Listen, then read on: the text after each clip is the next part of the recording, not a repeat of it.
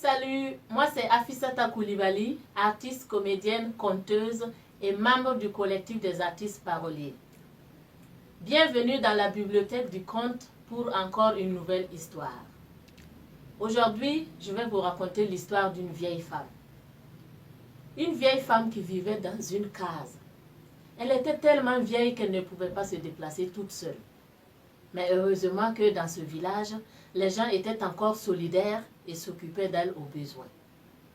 Dans la case de la vieille femme vivait une souris qui avait ses aises et ses habitudes. Elle dérangeait tellement la vieille que celle-ci demanda au voisin de lui trouver un chat. Aussitôt dit, aussitôt fait. Et le calme était revenu dans la case de la vieille femme. Mais un jour, la souris appela ses pères et tint ce discours. « J'étais heureuse et je faisais tout ce que je voulais dans cette case. Mais à cause de cet imbécile de chat, je tremble de peur. Je me cache tout au long de la journée. Mais à partir d'aujourd'hui, c'est fini. C'est une guerre ouverte. Soit c'est moi ou c'est lui qui mourra. » Elle sortit et se mit au beau milieu de la case. Le chat était en promenade.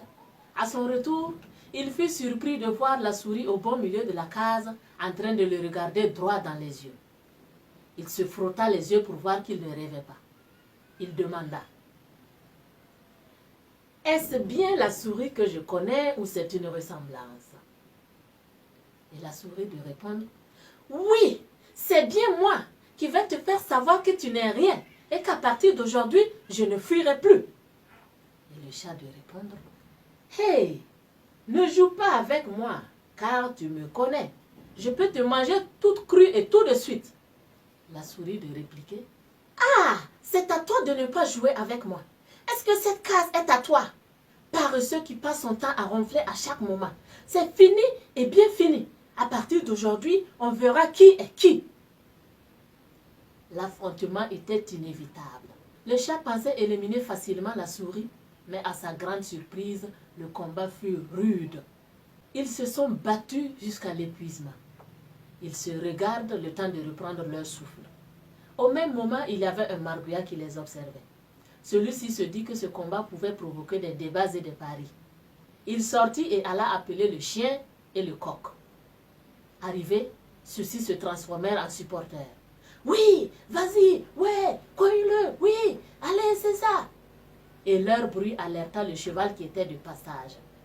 Le cheval proposa de les séparer et dit « Hé, séparons-les, sinon cette bagarre peut être un deuil pour nous. » Mais aucun d'entre eux ne l'écoutait.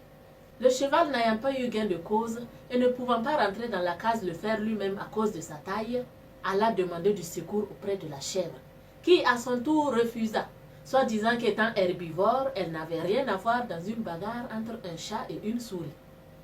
Or, dans la case de la vieille femme, il y avait du feu qui était allumé comme il faisait froid.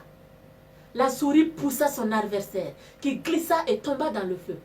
Voulant se sauver, il envoya quelques braises sur les nattes et les couvertures qui prirent feu et brûla la vieille femme qui mourut.